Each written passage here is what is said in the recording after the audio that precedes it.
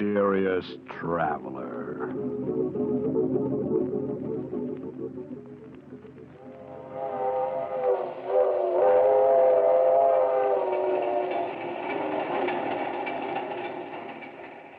This is the mysterious traveler, inviting you to join me on another journey into the realm of the strange and the terrifying. I hope you will enjoy the trip, that it will thrill you a little and chill you a little. So settle back, get a good grip on your nerves, and be comfortable, if you can. Where are we going? Why, we're going to visit a man who could change the soul of a human being from one body into another, in a story I call They Who Sleep.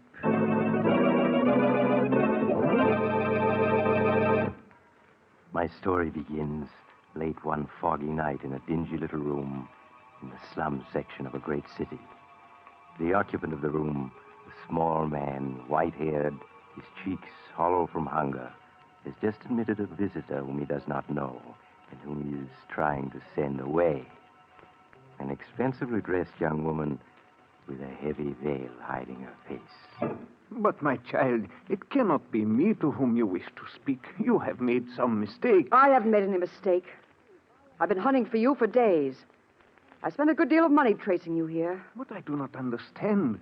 Why should you wish to find me, Alexander Thomas, a penniless old man You did not always use the name Alexander Thomas. Once you called yourself Chadwin the Great, hypnotist beyond compare. Chadwin the Great? Yes. I once used that name. But Chadwin the Great no longer exists. I am only Alexander Thomas now. Listen to me, Chadwin. We've met before. 10 years ago, you gave a performance at the Bijou Theater. There are so many Bijou theaters. You asked for volunteers to be hypnotized. I came up on the stage.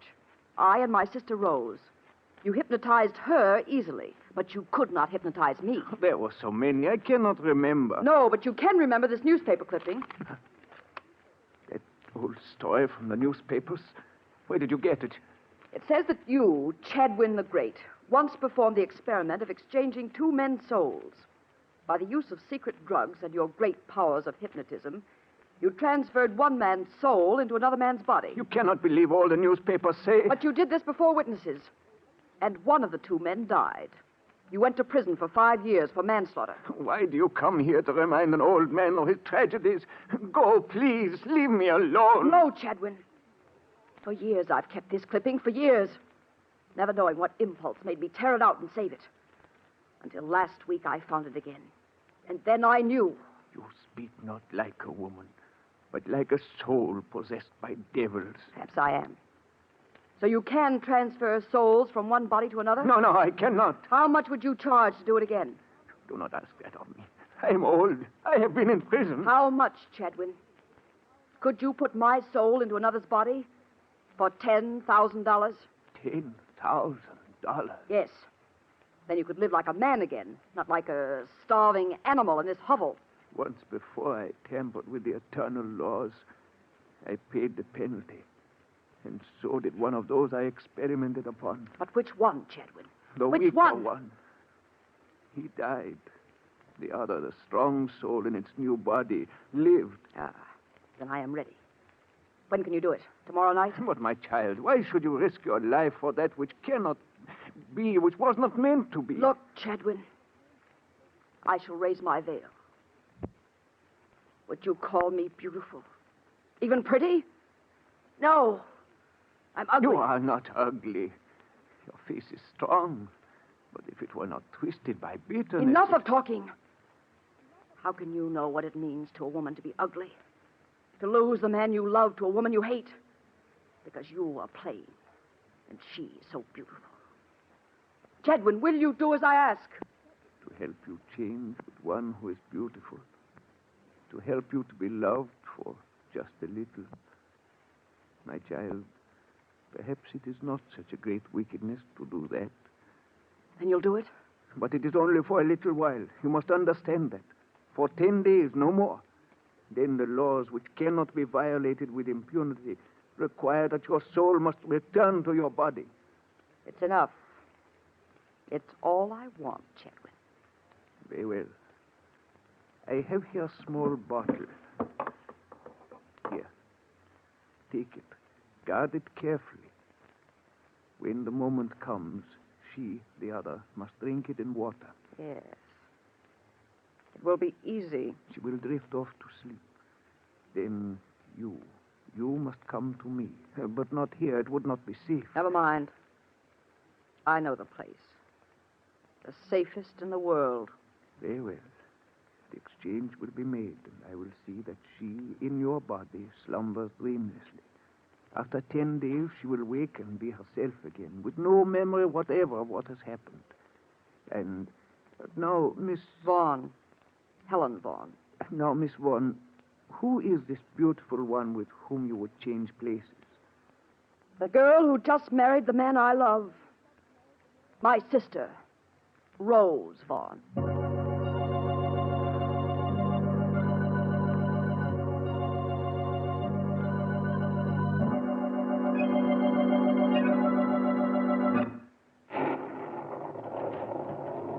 Good morning, Bessie. Good morning, Miss Helen. Where's Miss Rose? She's gone downstairs yet? Mrs. Tabor, you must learn to say now, Miss Helen. Mrs. Tabor, then. She's in her room, Miss Helen. Is Mr. Tabor with her? Yes, he is. All right, Bessie, thank you. Helen, is that you? We thought we heard your voice. Come on in. Leonard's just leaving for the office. Good morning, Helen. How's the best sister-in-law I ever had? Hello, Rose. Leonard. Darling, what's the matter? I know. Did you hear what time this young lady got in last night? It must have been quite a party. Leonard, I hope you aren't keeping tabs on Helen. No, but I did hear the clock strike 3 just as her door closed. Well, me for the office. First, a goodbye kiss. Oh, gosh. I sure picked myself a beautiful wife. Oh, run along, you silly. Bye, Helen. Got a sisterly kiss for me? Leonard, don't put your arms around me, please. Well, there's sisterly affection for you. You'd think she hated me. Oh, run along, Leonard. They probably need you downtown to polish off a big deal. Yeah, they probably do at that. Okay, I'm on my way. Bye, you two. Bye, darling. Well, Helen, you are in a mood this morning. I just think you two carry this lovey-dovey business to a ridiculous extreme. Helen, it's as if you dislike seeing Leonard kiss me. You don't have to be constantly kissing him in front of other people, do you? Helen, oh, my dear, I didn't realize. Didn't realize what? Didn't realize it. Oh, Helen, darling, believe me, someday the man will come along who'll mean just as much to you as Leonard does to me. You'll find him. I'll help you find him. Listen, I'll give some parties and invite a lot of new Stop men. it, Rose. Let go of me. Don't go gushing over me, you idiot. Helen, how can you be so cruel? Oh, stop sniveling like that. I'm sorry, Helen, but you're always so sharp when anybody tries to be nice to you. And you're always so nice to everybody, so soft, so sweet. Oh, I'm sorry, Rose. I always forget how the least quarrel upsets you. Well, here. Drink this, Rose. There's a sedative in it. Something quite harmless. It'll soothe your nerves. Oh, all right. Oh, nasty stuff. Now lie down on your bed. That's it. Just a few moments now, and you'll be drifting off to slumberland, my beautiful sister. Oh, it is quick, isn't it? Feels drowsy already. You do? And you must give in to the feeling, you hear? Don't fight it. I feel so queer. It's as though I were on a boat. A little boat. Rose? Can you hear me? Yes. Yes, Helen, I hear you. You seem such a long ways away. Such a long way. Rose? You're to come to me when I call you. Do you hear? You're to sleep for a while. Then when I call, no matter where I am, You're to come to me. Yes, I'll come to you. I'll... She's asleep. Chadwin's drug is working. The rain! It's come. Well, let it rain. Yes, let the skies open and drench the earth. Let the rain fall like a curtain, like a cloak to hide the rebirth of Helen Vaughn.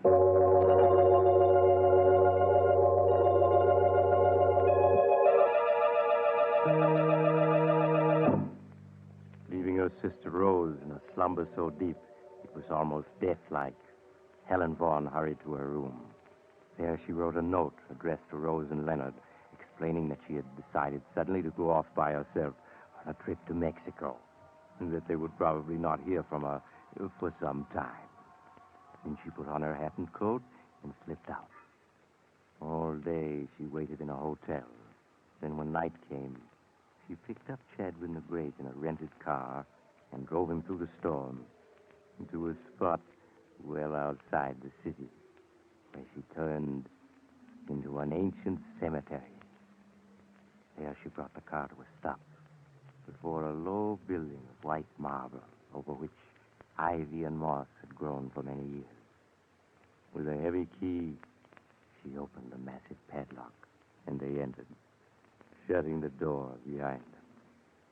The air in this old mausoleum is dank odor of a charnel house. But where else could the living lie asleep, peaceful and undisturbed, as safely as here among the sleeping dead? No, I will not go through with You it. already have your money. You cannot back out now. Then in heaven's name, let us be finished quickly. Quickly, yes.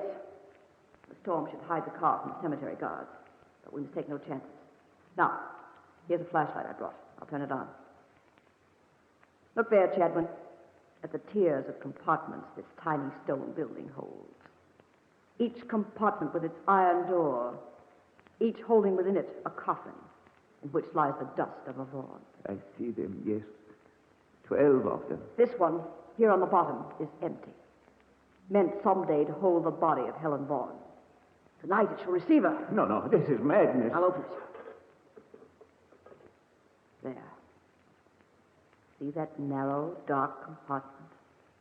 So small, so quiet, so restful, so safe from disturbance.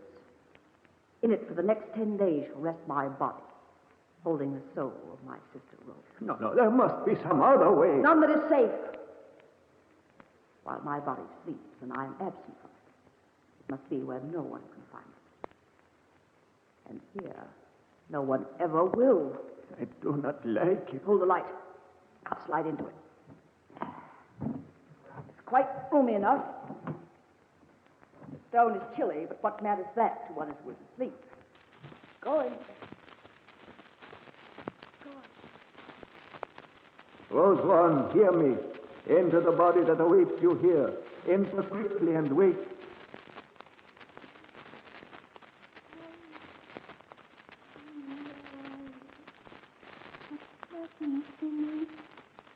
So cold, I'm lying on the stone. So cold and dark. Helen. There is nothing to fear. Sleep, my child. Yes, I see.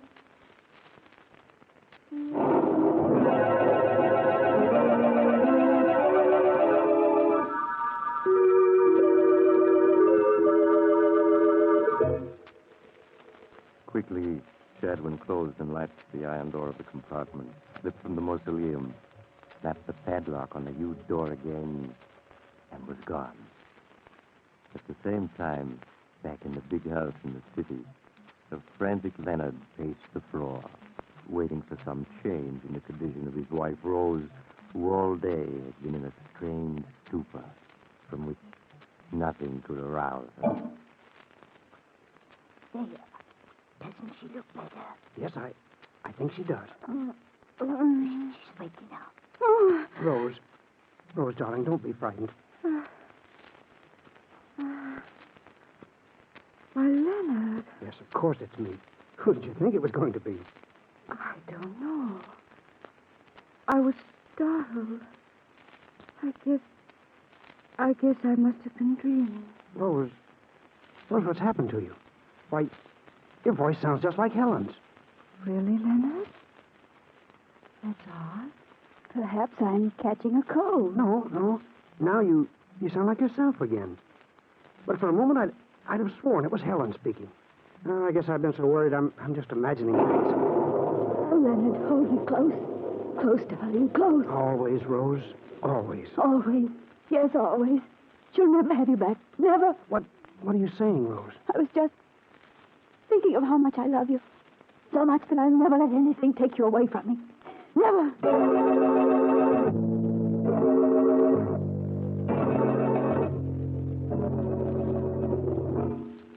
In the days that followed, Leonard found his beautiful wife, Rose, strangely changed. You've been different somehow these last 10 days. In fact, ever since Helen went away so unexpectedly. Have I, Leonard? How? Well, you've been gayer, more headstrong, too. It's almost as if you'd acquired a whole new character. Well, perhaps I have. And how do you like this new wife of yours? Well, I do, and I... Don't? Oh, please, I don't mean it. It's just that... Well, I was so in love with the old Rose, it's a little hard to get used to the new. And all these bills that you're running up. Why, that's not like the Rose you used to be. Oh, Leonard, I do hope you're not too mad at me because... Well, what is it this time? Another fur coat? Worse than that. We're going to give a party. Another? Why, that's 3 in 10 days. Rose, I forbid it. You can't, Leonard, because I've invited everybody already. Rose, it's so unlike you. Why, you act more like Helen than like yourself these days. Never mind, darling. You'll get used to the change in me in time.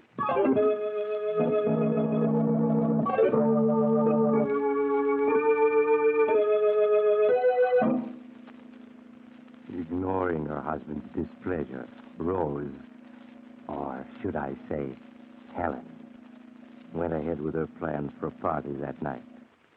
And when early in the evening, a small, gray-haired man presented himself at the door and asked for her, she sent word by Bessie that she would not see him. I'm sorry, Mr. Chadwin. Mrs. Tabor says she cannot see you. She says she does not know anyone named Chadwin. But she does. 10 days ago I was here. I gave you an envelope for her. It had a key in it. Oh, surely you remember? Yes, but just the same, she says she doesn't know you.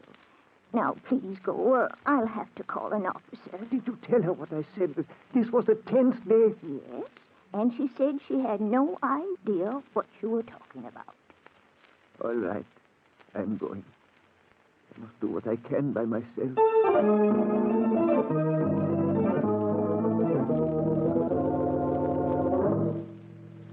And while the gay party went on, miles away in the old cemetery, Chadwin the Great worked frantically with a hammer and chisel to force the padlock on the door of the mausoleum in which, unknown to the world, a sleeping girl lay hidden.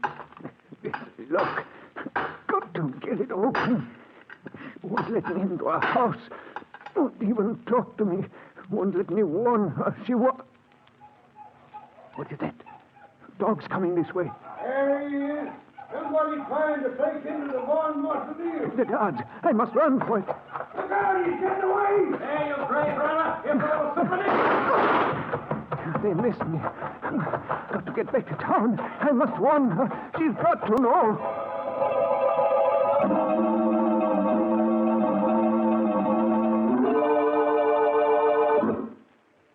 Miss Vaughan, thank heaven this time you heeded my message. I won't have you coming around to my house this way, do you hear?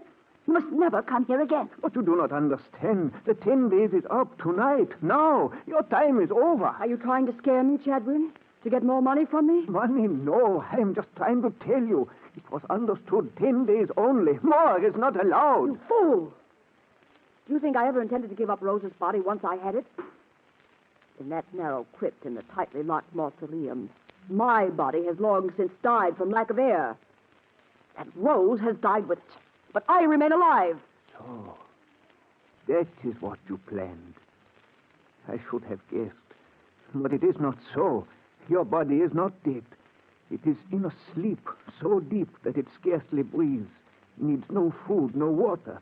But sometime tonight the dog will wear off, and your sister Rose will claim her body again, while you, Helen Vaughan, will wake to find yourself locked within a burial crypt. No. No, it's not true. It is true. And you will not be asleep. You will be awake, needing air, and there will be no air. You're just trying to frighten me. Tonight I tried to open the tomb to save you. I was driven away by guards with dogs. But what can I do? Only if we can reach the tomb in time to open it can you be saved. And we must go now. I'll get the key. And we must hurry. Hurry!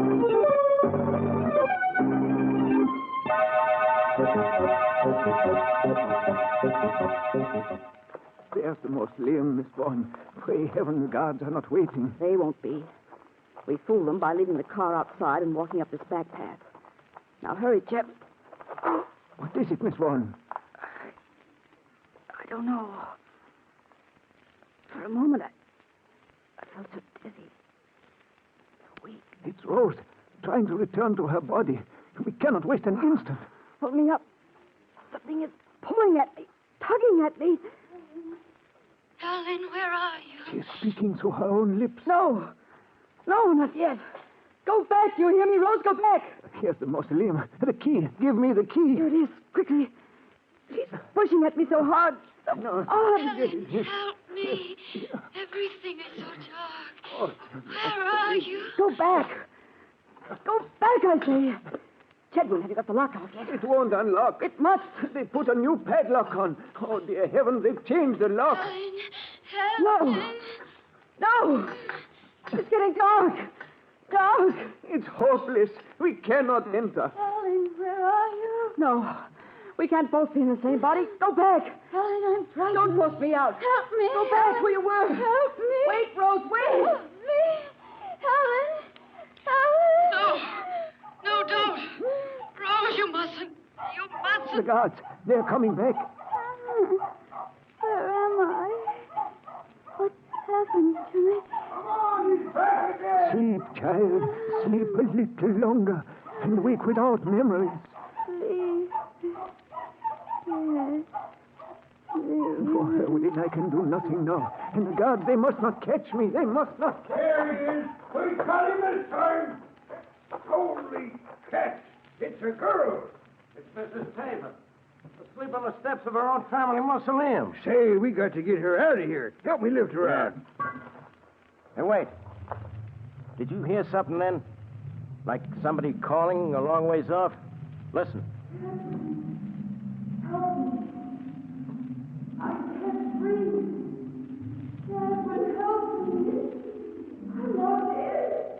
Well, do you hear anything? Nah, I can't hear anything, just the wind. Come on, we got to phone Miss Tabor's husband. She may be sick. Come on now, no time to lose.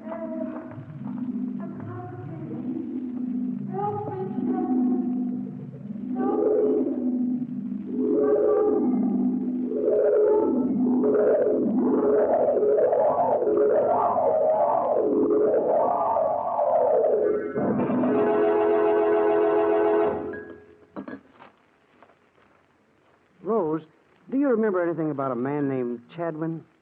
Chadwin? No, I don't, Leonard. Well, Bessie says he called several times last week to see you. The last time was the night of the party. You're sure you don't remember him? No, Leonard. I'm sorry, Oh, but... it's all right, darling. I just thought maybe you might have begun to remember some of the things that happened during those 10 days when you, well, weren't yourself. It's so strange. As if my mind had been asleep the whole time. Is there something about Chadwin in the paper? He committed suicide last night. Oh.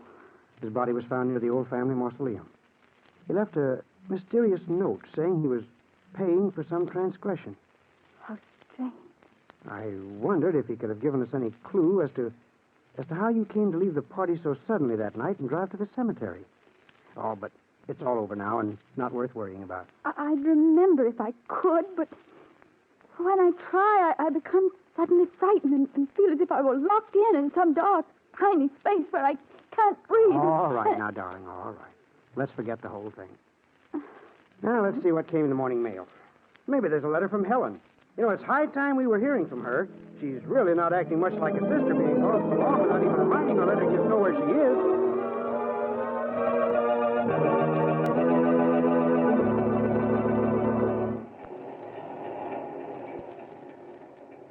This is the mysterious traveler again.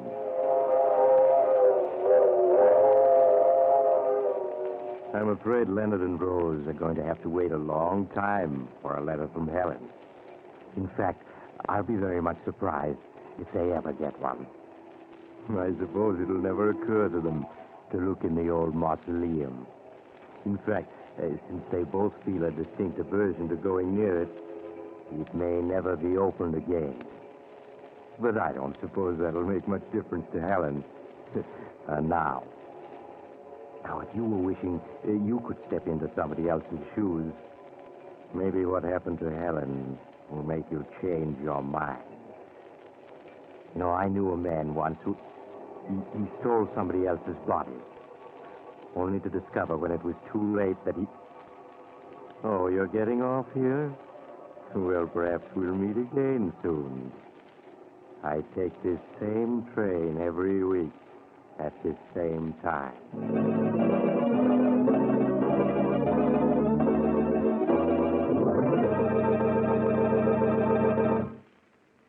You have just heard Chapter 55 of The Mysterious Traveler, a series of dramas of the strange and terrifying.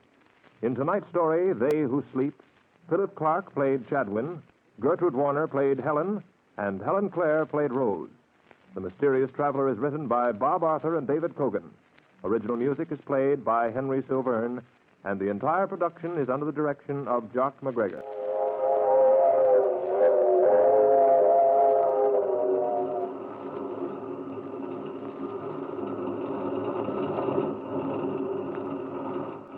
The Mysterious Traveler is presented by WOR Mutual from the WOR studios in New York.